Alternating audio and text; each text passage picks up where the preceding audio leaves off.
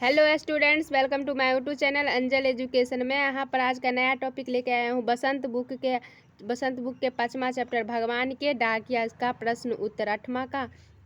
तो चलिए हम शुरू करते हैं वीडियो को। अगर वीडियो आप लोगों को अच्छा लगे तो लाइक कर लीजिएगा और कमेंट करके बताइएगा जो कैसा लगा, और अपने दोस्तों के साथ ज़रूर शेयर कीजिएगा। और आप मेरे चैनल पर नए हैं तो चैनल को सब्सक्राइब कर लीजिएगा। तो चलिए हम वीडियो को शुरू करते हैं।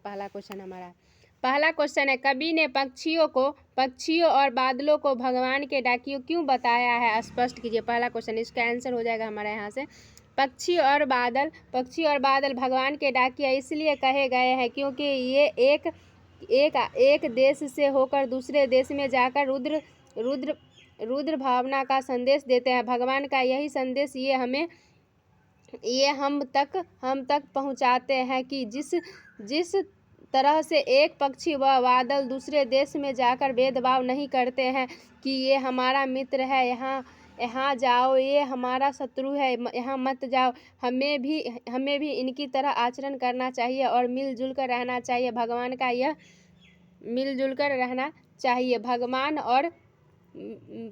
भगवान का यही संदेश पक्षी और बादलों को हम तक पहुंचाते हैं, इसलिए भगवान के डाकिए हैं। यहाँ पर हमारा प्रश्न उत्तर पहला हो गया। दूसरा है इसी में, पक्षी और बादल द्वारा लाई गई चिट्ठियों को कौन कौन पढ़ पाते हैं, सोचकर लिखिए। मतलब पक्षियों और जो बादल चिट्ठी लाएगा वो कौन कौन पढ़ सकते हैं। पक्षी और बादलों द्वारा लाई गई चिट्ठियों को केवल पशु पक्षी, पेड़ पौधे, नदी व पहाड़ ही पढ़ सकते हैं, क्योंकि प्रकृति का चीज़ प्रकृति ही पढ़ सकता है। जैसे आदमी का कोई चीज़ आदमी ही पढ़ सकता है।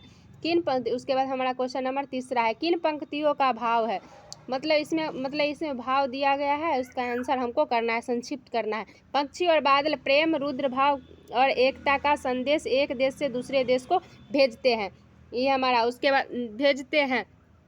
उसके बाद हमारा है दूसरा इसी टाइम में ख है, प्रकृति देश में भेदभाव नहीं करती है, एक देश से उठा बादल दूसरे देश में बरस जाता है। मतलब प्रकृति एक देश से दूसरे देश में भेदभाव नहीं करते हैं। इसी तरह हमारा क का आंसर है, पक्षी और बादल ये भगवान के डाकिए हैं जो एक महादेश से दूसरे महादेश को जाते हैं। हम तो समझ नहीं पाते हैं, मगर उनकी लाई चिट्ठियाँ पेड़ पौधे, पानी और पहाड़ बाँचते हैं।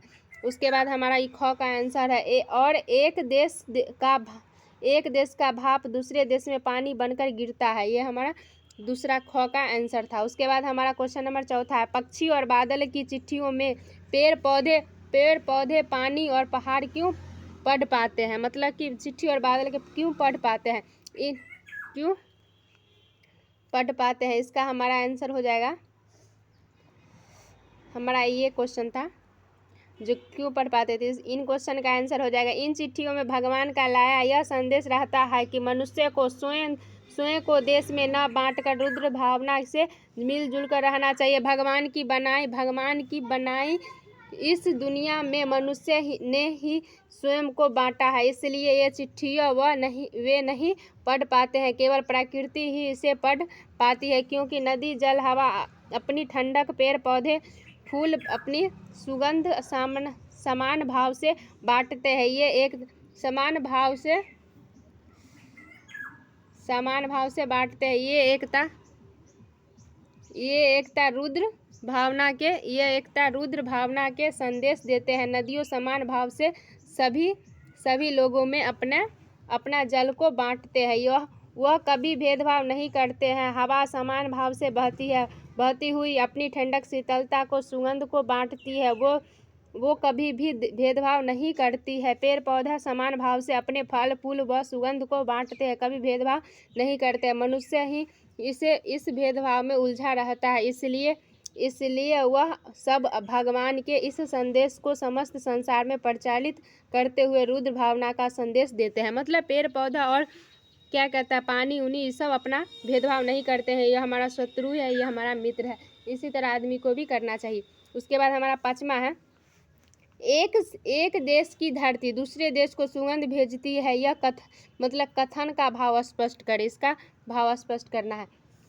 एक देश की धरती अपने सुगंध व प्यार को पक्षियों के माध्यम से दूसरे देश को भेजकर रुद्र भावना का संदेश भेजती है। भाव है कि जब एक जगह की धरती अपनी भूमि को उगने वाले फूलों की सुगंध को पानी को बादलों के रूप में भेजते हुए नहीं झिझकती, अर्थात भेदभाव नहीं करती, बल्कि समान भाव से अपना प्रेम संदेश भेजती है, तो हम मनुष्य को क्यों नहीं इस भावना से प्रेरित होकर आपस में रुद्र भावना बनाए रखें। उसके बाद हमारा ये पाठ से आगे का क्वेश्चन आंसर है। पाठ से आगे का क्वेश्चन आंसर है, जिसमें से पाठ तक का हो गया था और ये हमारा पाठ से आगे का है।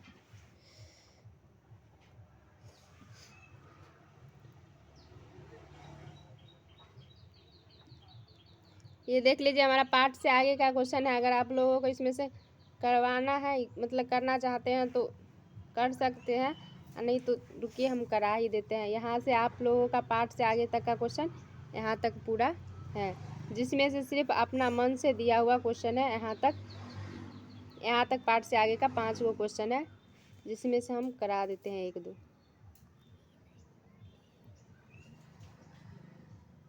यहाँ से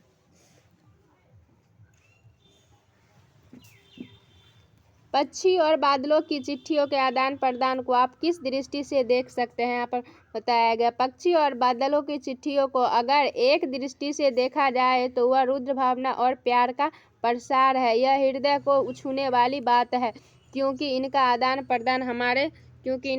प्रदान हमारे लिए एक सीख है। वो भी ऐसी सीख, अगर इसे मनुष्य अपने मन में धारण कर ले तो आज किसी भी देशों के बीच युद्ध की नौबत नहीं आएगी। हम अगर इस तथ्य को समझ जाए तो हमारे हृदय से देश भावना की मलिनता धूल हो जाएगी।